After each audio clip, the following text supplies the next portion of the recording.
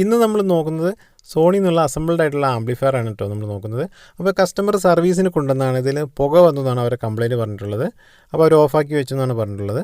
അപ്പോൾ നമുക്ക് ഇതിൻ്റെ ഫ്രണ്ട് പാനലിൽ നോക്കുമ്പോൾ പവർ സ്വിച്ച് കാണാം, പിന്നെ വോളിയം കൺട്രോൾ ഉണ്ട്, പിന്നെ USB മൈക്കിൻ്റെ സോക്കറ്റ് കൂടി കാണുന്നുണ്ട്.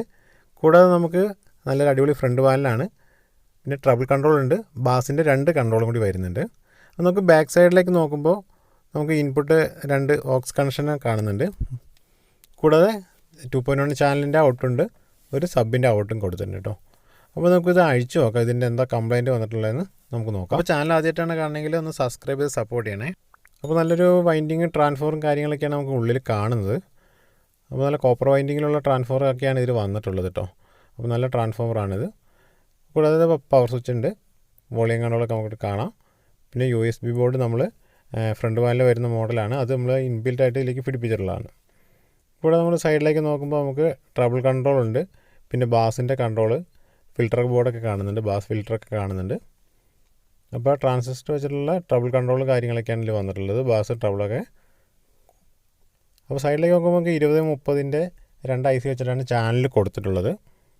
പിന്നെ നമ്മൾ നോക്കുമ്പോൾ 7294 IC ആണ് ഇതിൽ വന്നിട്ടുള്ളത്. അപ്പോൾ ഇതിൻ്റെ കംപ്ലയിൻറ്റ് പറഞ്ഞാൽ പുക വന്നതാണ് കസ്റ്റമർ കംപ്ലയിൻറ്റ് പറഞ്ഞിട്ടുള്ളത് കേട്ടോ. അപ്പോൾ നമുക്ക് സ്പീക്കർ കണക്ഷനൊക്കെ കൊടുത്തിട്ടുണ്ട്, അവിടെ നിന്ന് ഒരു എർത്തൊക്കെ സെപ്പറേറ്റ് കൊടുത്തിട്ടുണ്ട്, നമുക്ക് ഇൻപുട്ട് കാണാം. അപ്പോൾ ഇതിൽ പുക വന്നെന്ന് പറയാനുള്ള കാരണം മെയിനായിട്ട് നമുക്ക് ട്രാൻസ്ഫോമർ കംപ്ലയിൻറ്റ് കാണുന്നില്ല. അപ്പോൾ നമുക്ക് കപ്പാസിറ്ററുടെ ബൾജ് ചെയ്തിരിക്കുന്നതായിട്ട് നമുക്ക് കാണുന്നുണ്ട് കേട്ടോ.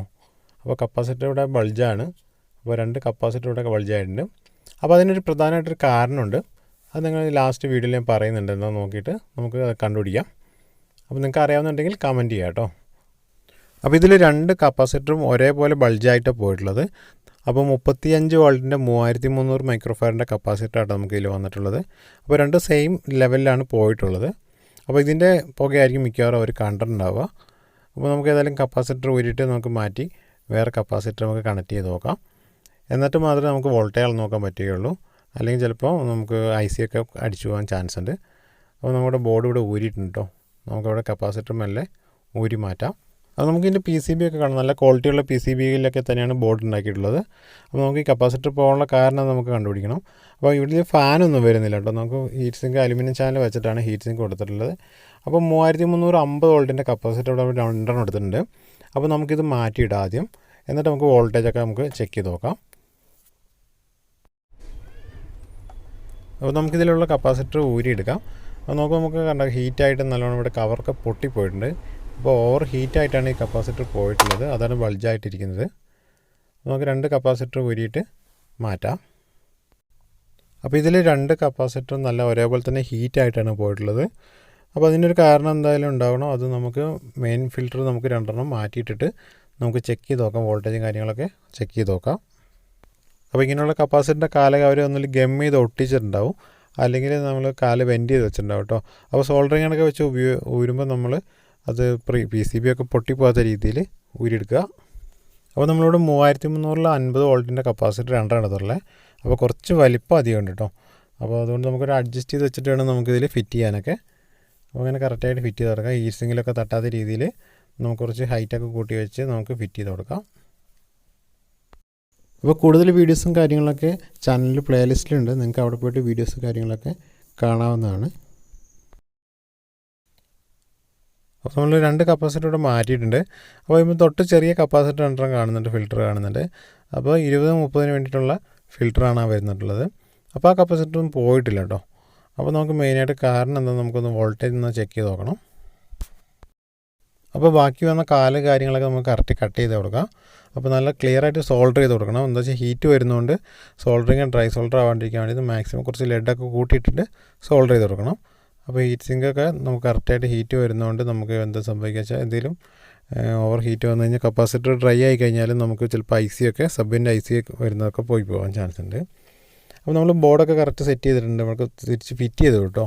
ഇനി നമുക്കിതിൻ്റെ വോൾട്ടേജ് ഒന്ന് അളന്ന് നോക്കണം.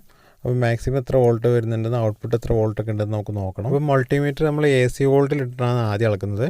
അപ്പോൾ ട്രാൻസ്ഫോറിൻ്റെ ഔട്ട്പുട്ട് വരുന്നിടത്ത് എത്ര വോൾട്ടേജ് ഉണ്ടെന്ന് നമ്മൾ നോക്കണം. അപ്പോൾ നമുക്ക് നോക്കുമ്പോൾ 28 വോൾട്ട് കാണിക്കുന്നുണ്ട്, 28.4 വോൾട്ട് വരെയൊക്കെ കാണിക്കുന്നുണ്ട്. അപ്പോൾ നോക്കുമ്പോൾ 56 വോൾട്ട് വരെ 57 വോൾട്ട് വരെ കാണിക്കുന്നുണ്ട്. അപ്പോൾ 28.0 28 വരുന്നത്. അപ്പോൾ 56 വരെ കാണിക്കുന്നുണ്ട്. നമുക്കിനി 20-30ലേക്കുള്ള വോൾട്ടേജും കൂടി നമുക്ക് അളന്ന് നോക്കാം. അതിൽ 25 വോൾട്ടാണ്, അതായത് 12.4 വോൾട്ട് വരെയൊക്കെ കാണിക്കുന്നുണ്ട്. അപ്പോൾ അതും വോൾട്ടേജൊക്കെ കാര്യങ്ങളൊക്കെ റെഡിയാണ്. ഇനി നമുക്ക് ഇതിൻ്റെ ഫിൽറ്ററിങ്ങിൻ്റെ ഔട്ട്പുട്ടിലേക്ക് എത്ര വോൾട്ടേജും കൂടി എന്ന് നോക്കണം. എന്നാലും നമുക്ക് അതിൻ്റെ ഒരു വോൾട്ടേജ് സ്റ്റെബിലൈസേഷൻ എത്ര ഫിൽറ്റർ ചെയ്തിട്ട് വരുന്നുണ്ടെന്ന് അറിയാം. അപ്പോൾ നമ്മൾ AC വോൾട്ടേജ് നമ്മളിപ്പോൾ അളന്ന് നോക്കി. ഇനി നമ്മൾ നോക്കുന്നത് DC വോൾട്ടേജാണ് നോക്കേണ്ടത്. അപ്പോൾ DC വോൾട്ടേജ് ഇട്ടിട്ടുണ്ട്. അപ്പോൾ നമുക്ക് കപ്പാസിറ്റർ പോയിട്ടുള്ളത് 28 വോൾട്ടിൻ്റെയാണ് കപ്പാസിറ്റർ പോയിട്ടുള്ളത്. സബിൻ്റെ ഫിൽറ്ററാണ് പോയത്. അപ്പോൾ നമുക്ക് അതിലേക്കുള്ളത് നമുക്കിവിടെ കോമൺ ആയിട്ട് ഇവിടെ എർത്ത് കൊടുത്തിട്ട് നമുക്ക് ICയിലേക്ക് എത്ര വോൾട്ടേജ് പ്ലസ് വോൾട്ടേജ് വരുന്നുണ്ടെന്ന് നമുക്കൊന്ന് അളന്ന് നോക്കാം. അപ്പോൾ നമുക്കിവിടെ വോൾട്ടേജ് വന്നിട്ട് 38.4 വോൾട്ട് 5 വോൾട്ടൊക്കെ കാണിക്കുന്നുണ്ട്. അപ്പോൾ ഇതിനു മുമ്പ് ഉണ്ടായിരുന്ന കപ്പാസിറ്റർ 35 വോൾട്ടിൽ 3300 കപ്പാസിറ്റർ ആയിരുന്നു ഉണ്ടായിരുന്നത്. അപ്പോൾ അങ്ങനെയുള്ള കപ്പാസിറ്റർ വരുന്നതുകൊണ്ട് നമുക്ക് എന്താ വെച്ചാൽ ഓവർ വോൾട്ടേജാണ് ഇവിടെ കാണിക്കുന്നത്. അപ്പോൾ ബ്രിഡ്ജ് ചെയ്ത് വന്നിട്ട് ഫിൽറ്റർ ചെയ്യുമ്പോൾ കുറച്ച് വോൾട്ടേജ് കൂടുതൽ കാണിക്കും. പക്ഷേ ചിലപ്പോൾ അന്നേരം ലൈനിൽ വോൾട്ടേജും കൂടി ചിലപ്പോൾ കൂടിയത് കൊണ്ടായിരിക്കണം ഈ കപ്പാസിറ്റർ പോകാനുള്ള കാരണം. അപ്പോൾ മെയിനായിട്ട് കാരണം ലൈൻ വോൾട്ടേജ് കൂടി 35 വോൾട്ടേ ഉള്ളൂ. ഇവിടെ ഓൾറെഡി 38 വോൾട്ട് വരെ വരുന്നുണ്ട്. അപ്പോൾ അതുകൊണ്ടായിരിക്കും കപ്പാസിറ്റർ പോയിട്ടുണ്ടാവുക. അപ്പോൾ നമുക്കിവിടെ ഫിൽറ്റർ കൊടുത്തിട്ടുള്ളത് നമ്മൾ 50 വോൾട്ടിൻ്റെ കപ്പാസിറ്ററാണ് നമ്മൾ ഇട്ട് കൊടുത്തിട്ടുള്ളത്. അഥവാ എങ്ങാനും കുറച്ചുകൂടി ഓവർ വോൾട്ടേജ് വന്നാലും അടിച്ചു പോകാതിരിക്കാൻ വേണ്ടി 50 വോൾട്ടിൻ്റെ 3300 മൈക്രോഫാരഡിൻ്റെ കപ്പാസിറ്ററാണ് നമ്മൾ ഇട്ടിട്ടുള്ളത്. അപ്പോൾ അത് തന്നെയാണ് മെയിനായിട്ടുള്ള കംപ്ലയിൻറ്റ് വന്നാലുള്ള ചാൻസ്. അപ്പോൾ ഇനി നമുക്കിത് അടച്ച് സെറ്റ് ചെയ്യാം കേട്ടോ. എന്നിട്ട് നമുക്ക് കുറച്ച് നേരം വർക്കിങ്ങിലൊക്കെ ഇട്ട് നോക്കാം. അപ്പോൾ ഇതിൻ്റെ വർക്കിംഗ് കാര്യങ്ങളൊക്കെ നമുക്ക് ചെക്ക് ചെയ്ത് നോക്കാം.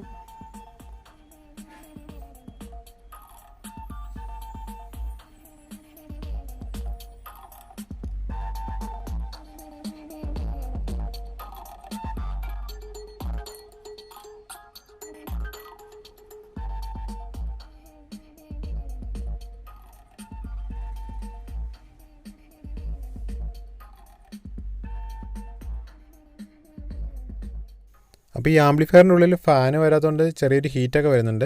എന്നാലും ഓവർ ഹീറ്റൊന്നും വരുന്നില്ല, ഒരു മീഡിയം ഹീറ്റിൽ തന്നെയാണ് വരുന്നത്. അപ്പോൾ 7294 പിന്നെ നല്ലൊരു ഫിൽറ്റർ ബോർഡൊക്കെ ആയതുകൊണ്ട് നല്ല ക്ലാരിറ്റി ഉള്ളൊരു ബാസാട്ടോ നമുക്കിൽ കിട്ടുന്നത്. നല്ല പഞ്ചായിട്ടുള്ള ബാസ് നമുക്കിൽ ആംപ്ലിഫയറിൽ കിട്ടുന്നുണ്ട്. അപ്പോൾ ട്രാൻസ്ഫോറൊക്കെ കുറച്ച് നേരം വർക്ക് ചെയ്ത് നോക്കിയിട്ടൊന്നും ഹീറ്റിംഗ് ഒന്നും വരുന്നൊന്നുമില്ല, ഒരു മീഡിയം ഹീറ്റിൽ തന്നെ നിൽക്കുന്നത്. അപ്പോൾ ഇതിൽ ഹീറ്റ് സിങ്ക് ഫ്രീ ആയിട്ടാണ് നിൽക്കുന്നത് ഐസിൻ്റെയൊക്കെ. അപ്പോൾ 7294 ആയതുകൊണ്ട് കുഴപ്പമില്ല, നമുക്ക് ഇത്രയും ഹീറ്റ് സിങ്ക് കിട്ടുന്നതുകൊണ്ട് നമുക്ക് വലിയ കുഴപ്പമില്ല. അപ്പോൾ ഒരു നല്ലൊരു ഫിൽറ്ററിങ് വർക്കിംഗ് ഉള്ള ഫാനൊക്കെ ഉണ്ടെങ്കിൽ നമുക്ക് നല്ലതാണ്. അതായത് നല്ല നോയ്സൊന്നും ഇല്ലാണ്ട് നല്ല ക്ലാരിറ്റിയിൽ സൗണ്ട് പുറത്തേക്കൊന്നും വരാത്ത രീതിയിലുള്ള ഫാനൊക്കെ ഉണ്ടെങ്കിൽ നമുക്കിതിൽ ഫിറ്റ് ചെയ്ത് കൊടുക്കുകയാണെങ്കിൽ നല്ലതാണ്. അപ്പോൾ നല്ല ഹീറ്റൊക്കെ പോയി കിട്ടുന്നതാണ്. അല്ലാണ്ട് നമ്മൾ കുറഞ്ഞ മോഡൽ ഫാനൊക്കെ വരുന്നെങ്കിൽ ഭയങ്കര ഹമ്മിങ് സൗണ്ട് ആയിരിക്കും. നമുക്ക് ഇവിടെ വോളിയം വെക്കുന്നതിനേക്കാൾ കൂടുതൽ സൗണ്ട് നമുക്ക് ഫാനിൽ നിന്നായിരിക്കും വരിക. അപ്പോൾ നല്ല ക്വാളിറ്റിയുള്ള ഫാനൊക്കെ നമുക്ക് വേണമെങ്കിൽ എക്സ്ട്രാ വേണമെങ്കിൽ ഫിറ്റ് ചെയ്തൊക്കെ കൊടുക്കാം ഇങ്ങനെയുള്ള ആംപ്ലിഫയറിലൊക്കെ വരുമ്പോൾ. അപ്പോൾ ഒന്നുകൂടി ഹീറ്റൊക്കെ പോയി കിട്ടാനും ട്രാൻസ്ഫോമറൊക്കെ കൂടുതൽ ലൈഫ് കിട്ടാനൊക്കെ നല്ലതാണ്. അപ്പോൾ അങ്ങനെയുള്ള കാര്യങ്ങളൊക്കെ നമ്മൾ ശ്രദ്ധിച്ചൊരു ഫാനും കൂടിയൊക്കെ സെറ്റ് ചെയ്ത് കൊടുക്കുകയാണെങ്കിൽ നല്ലതാണ്. അപ്പോൾ ഓവർ ഹീറ്റിൻ്റെ പ്രശ്നത്തിലൊന്നും കംപ്ലൈൻ്റ് ഒന്നും വരികയൊന്നുമില്ല. അപ്പോൾ സബിൻ്റെയൊക്കെ വർക്കിംഗ് ഒക്കെ കൂട്ടി വയ്ക്കുന്നതിനനുസരിച്ച് ഹീറ്റ് കൂടുന്നതാണ്. അപ്പോൾ അതിനനുസരിച്ച് കൂളിംഗ് ചെയ്ത് കൊടുക്കുന്നതാണ് ഏറ്റവും ബെറ്റർ. നല്ല ക്വാളിറ്റിയുള്ള ഫാനൊക്കെ നമുക്ക് സെറ്റ് ചെയ്ത് കൊടുക്കാം. അപ്പോൾ നമുക്ക് ഇതിൻ്റെ സബും കാര്യങ്ങളും ബാസും കാര്യങ്ങളൊക്കെ നമുക്ക് ചെക്ക് ചെയ്ത് നോക്കാം.